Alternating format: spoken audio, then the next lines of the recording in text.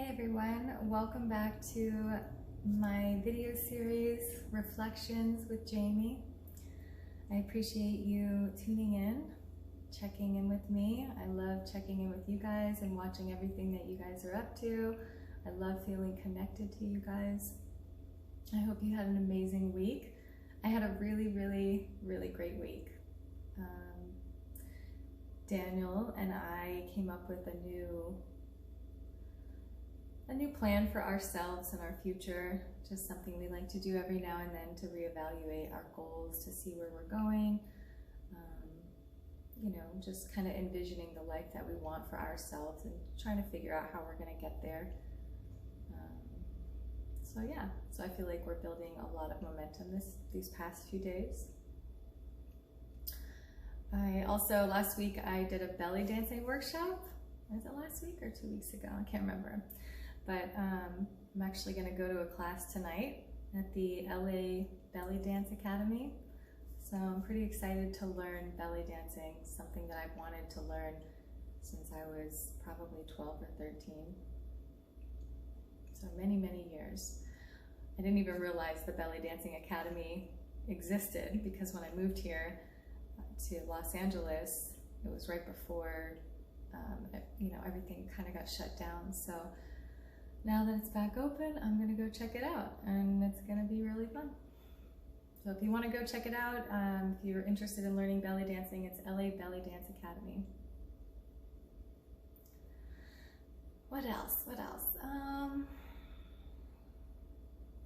I'm working on a new song for my vocal program, I Heart My Voice.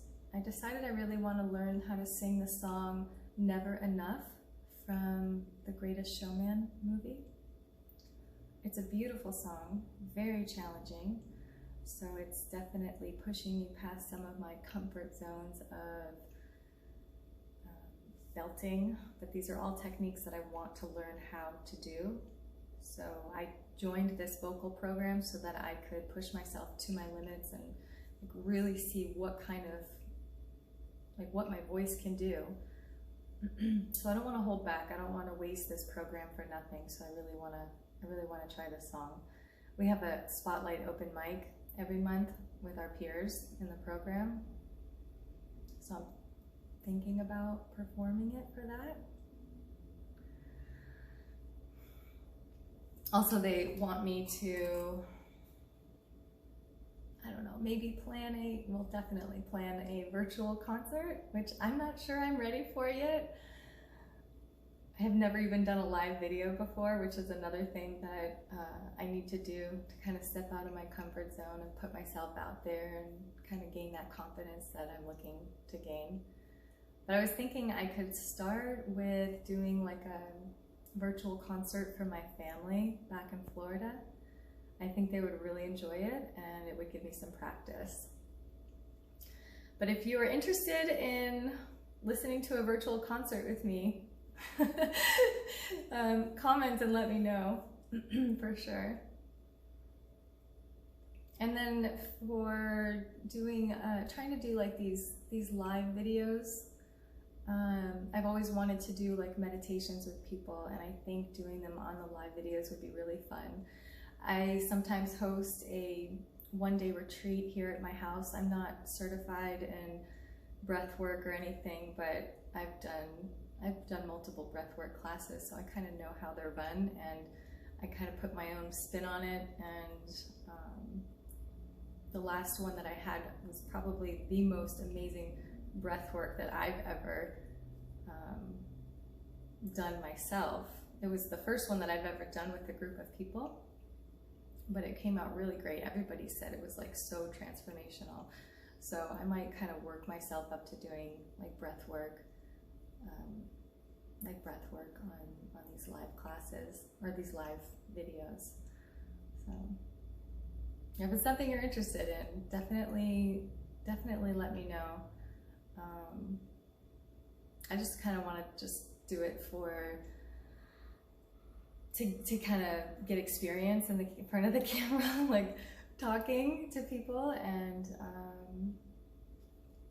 I don't even think I would probably charge for something like that, at least not at first, just to kind of practice. So if you're interested in some free meditations on these live videos, let me know.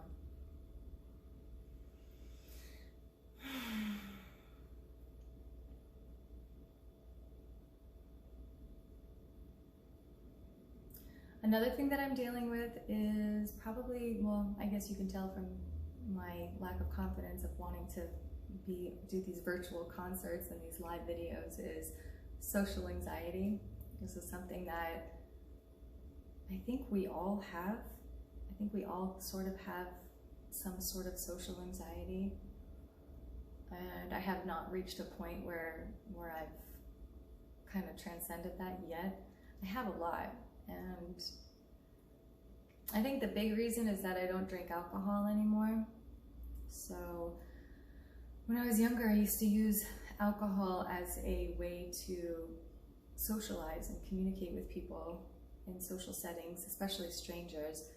And I used to perform on stage. I would maybe have a drink or something even before I went to sing. And it gave me just, you know, I was still nervous, but it really took that edge off. But I don't drink anymore. So now, for the past few, I've been alcohol free for 4 years now. So for the past 4 years, I have been more and more trying to socialize without using alcohol. I don't know if any of you have gone through that, but at first it's not an easy test to do. I'm definitely getting better at speaking, and which is good, because eventually I would love to, like, way down the road, I would just love to get on stage and just inspire people, just be an inspirational speaker. Just spread light, I want to be able to, like, just speak to people like how Les Brown and all these people do. I love that. I went to an Arbonne seminar many years ago, and there was maybe 16,000 people in the audience, and these women were on the stage, and they were so inspiring and so motivating. All I wanted to do was be up on that stage, just inspiring people to live their best life.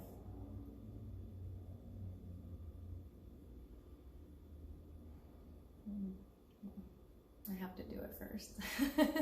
I can't inspire people to live their best life until I'm walking the walk and talking the talk.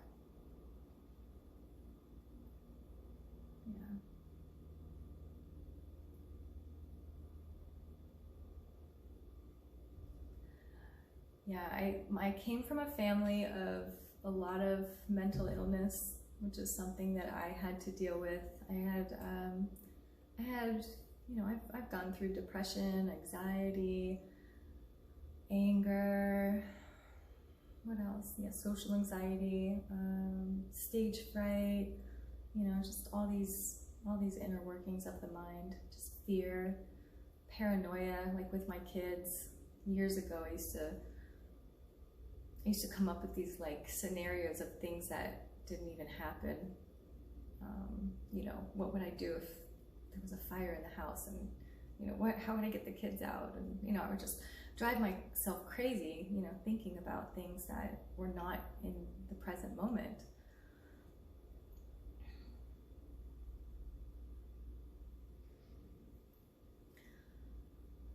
But that's where the growth comes in. That's where the journey comes in. It's like,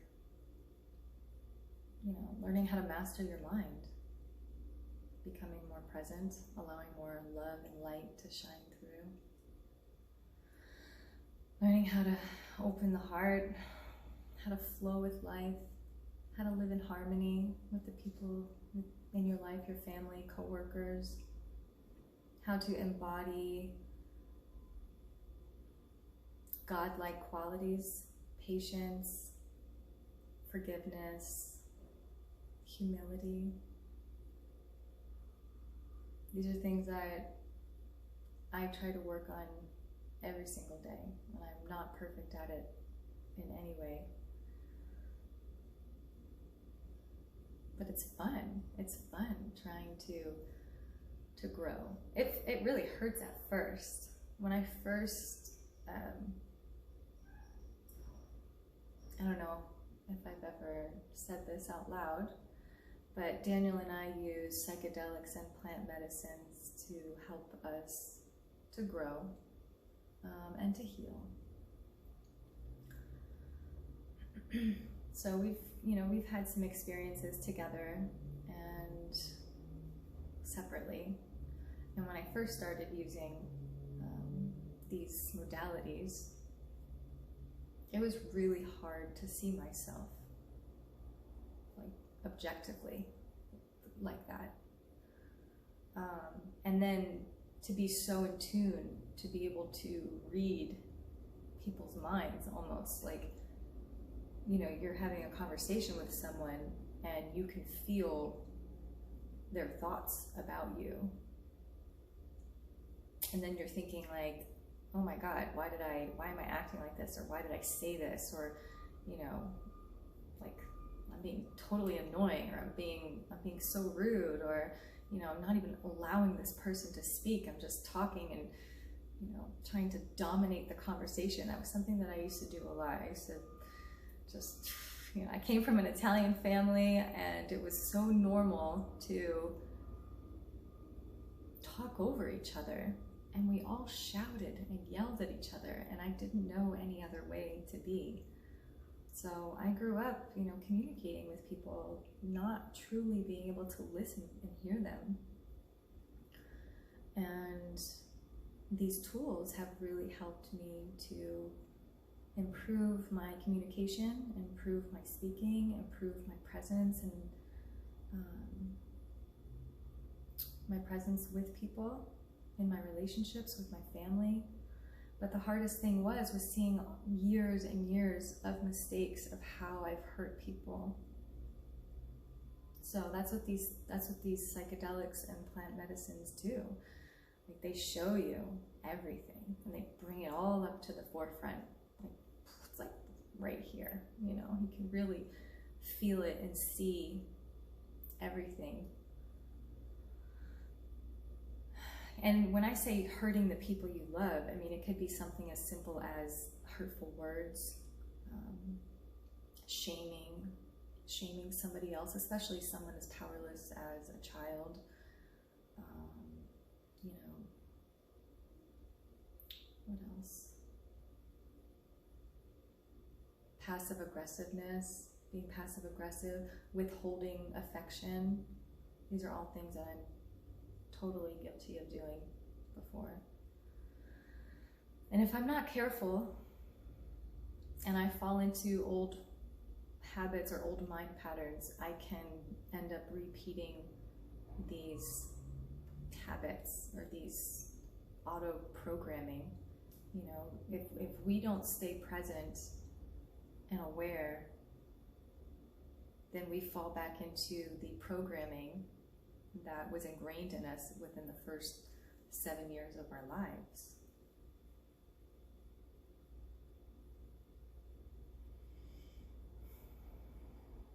So using these tools, being aware of the patterns and being aware of the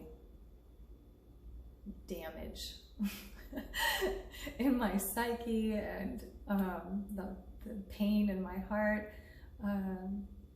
it was really painful at first, but it allowed me to be able to go back in and rewrite those beliefs, the programming,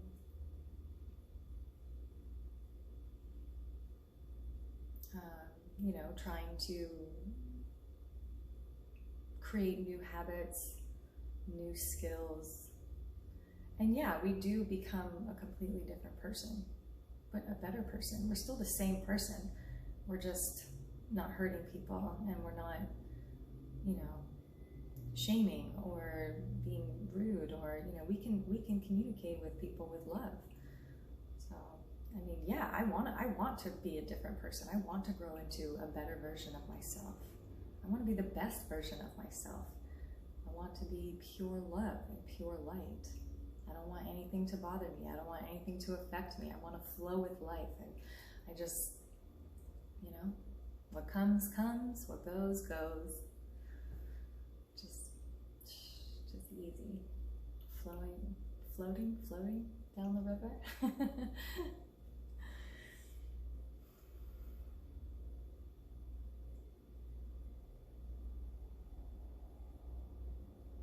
So, I mean, there's other things that we do as well. So we've used psychedelics and plant medicines. I've done large doses of those, as well as microdosing. Don't do it all the time. Sometimes, like I did large doses for maybe a year and a half straight with microdosing in between, and then I stopped doing large doses altogether, and I only microdose now, which I feel has helped me tremendously. It's not for everyone, and definitely if you have you know, a history of mental illness. I have had, you know, mental illness, but I didn't care. Like I dove right in. It showed me things that I can't, you know, even showed me things in my mind. It just really showed me like how like messed up my mind really was. But you know, I was willing to go through that. But if you're not strong, like that could definitely, you know, have a negative effect. So that's why they say like always have the right intention, and you know, do it in the right environment with the right people that can guide you through. You want to make sure that you're using these tools correctly and for healing. So, what else do I do for healing and growth? Meditation. I love bike rides while microdosing and hikes while microdosing. I microdose different types of medicines. So not just one, there's like multiple kinds that I like to microdose with. So meditations, chanting, healing frequencies. I love like sound healings. Being in love, just having a partner that you're growing with and completely in love with, and feeling that, reaching that point with that person in unconditional love. That is an amazing feeling. It's hard to find two people that are both on the same level of love, because I can have unconditional love for my child, my teenager, who may not feel the same way about me, you know, and then you have like some codependency happening in relationships, and there's still 3D relationships. They're still very based on human love, but when you evolve to divine love, two people like, you know, unifying in divine love, it is the most magical experience ever. Breath work. I like breath work. Singing. I love getting into the flow of my purpose and my passions. What else? Active meditation. I love Osho Kundalini active meditation. Actually, that is one that we could do on an Instagram live or Facebook live or whatever, a live video. Yeah, I have a few ideas of what kind of meditations I can do with you guys. My diet, that is another huge catalyst for my growth, is my diet. I mean, I started giving up foods. I didn't even realize how badly I had an addiction to food. And then I learned about breatharianism, and I was like, wow, like I'm really dependent on this stuff. But I've cut back on processed food, sugar, junk food. I eat a plant-based, mostly raw diet. I do have a bite of something not raw every once in a while. But I would say I'm 95% raw. Daniel's not raw, so, you know, he will lightly cook a potato or something, and sometimes I'll have like a tiny little bite, but that's it. I don't actually eat like a full cooked meal. Like I maybe have like literally a bite, and that's it, just a taste.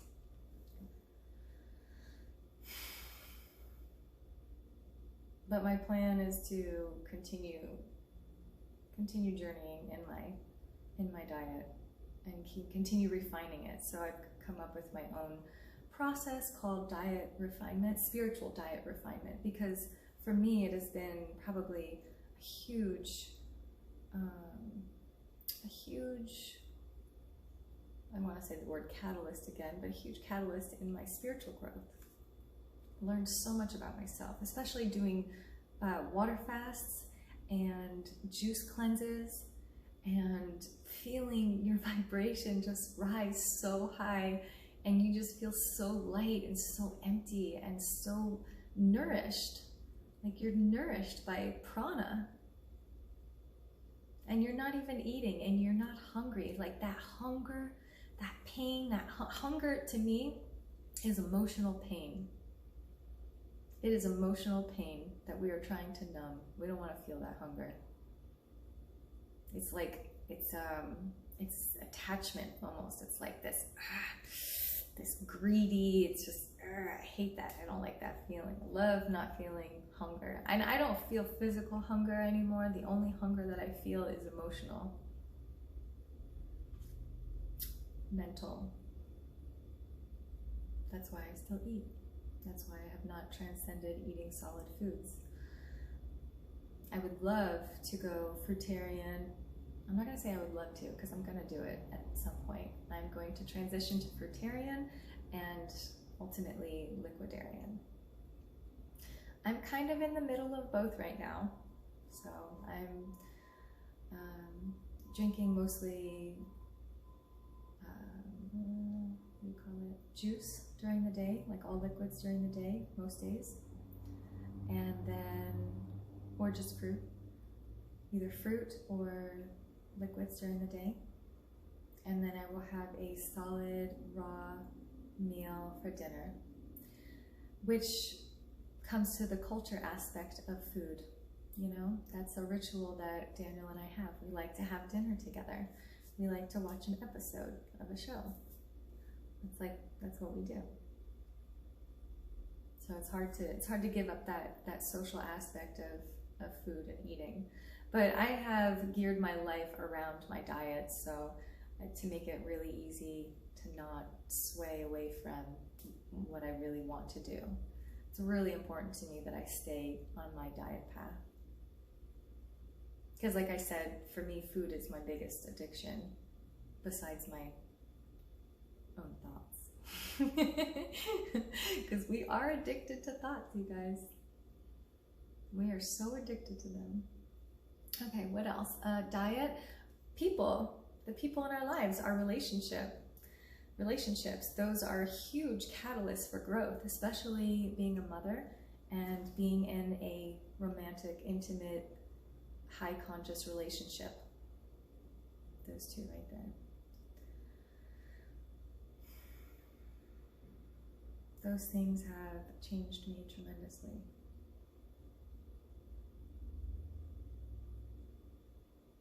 What else? Reading high conscious material. You know, things that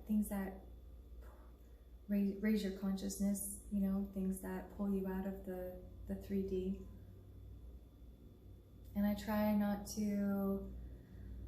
I don't watch the news. I try not to, you know, get sucked into what's on social media too often. You know, I look here and there, but I try to stay grounded in my own energy. Not listening to music with bad words. Not watching scary movies. that just puts fear inside of me. I don't do that anymore.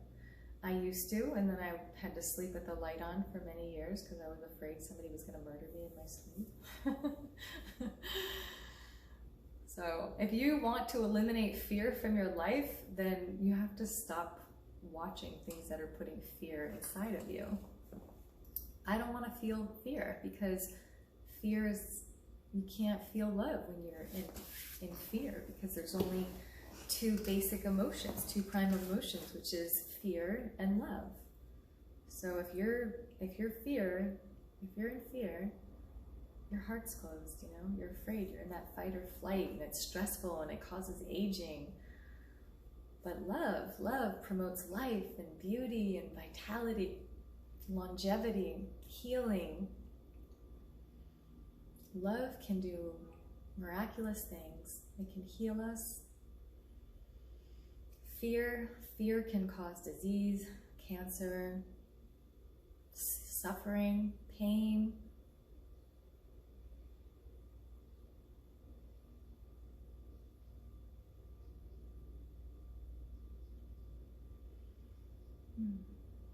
There was a point where I was doing hot yoga and I was really into it. And I feel like that really helped that was like a huge practice that I was involved in that really helped me grow a lot, as well as my bike rides. Not now, because I'm totally cheating on an electric bike now that I got. And I'm not even commuting to work anymore, but I was commuting 14 miles a day on a bicycle, like actually cycling, but not with an electric bike. And when I first started, my ego resisted it. It was 6 o'clock in the morning and it was cold, maybe in the 40 degree weather. And all this anger would come up, just frustration. I didn't want to do it. I didn't want to go to this job. I don't want to work for somebody else. I don't want to bike. I'm tired. I want to go back to sleep. I don't want to get up. Like all these whiny complaints. And I'd be on this bike ride and I would just start screaming. I'm bawling my eyes out because I was like suffering, just so angry. All this shit was just coming out. And I'm just, like screaming and crying out of frustration. So, but then after I was like, oh, I feel a lot better now. It's with any kind of exercise, when you push past that, you push past that party that's fighting it, that wall, the limiting belief, push past the ego. It's kind of like when you're on a psychedelic as well. Every time you take a psychedelic, it comes up. The same thing with exercise. I mean, you don't have to use psychedelics. You can use exercise. There's all kinds of stuff you can use to work through that, but it's that thing, that resistance inside of us that we have to break through. We have to shatter those paradigms. And for a year and a half, my bike rides became my most spiritual experiences of my day. I would have these amazing experiences where I would get on the bike, all the stuff from my day, like on the way home from work, it was fighting my ego, and then on the way home from work, it was letting go of all the energies that I had absorbed at work, all the customers and people yelling at me, or my boss, or whatever it was, just that frustration that I was holding on to would come out, and then I'd cry on the way home, and after 20 minutes or something, the whole hour later, it would just be the most magical bike ride. It's so beautiful. Just become one at that point. I mean, we shouldn't have to do anything. I know that some people say that it's not what you do to get to enlightenment, it's what you stop doing. It's what you stop doing that's preventing you from being what you already are. That's a tough one. Because you feel like you need to do something. I feel like I have to meditate, I have to do this. But really, it's like, just stop doing. But it's not that easy sometimes, you know? It's like, it's not that easy just to let go of your thoughts. Like, oh, you know what? My thoughts are preventing me from feeling enlightened, so I'm just gonna stop thinking them. Yeah, no, that doesn't happen all the time.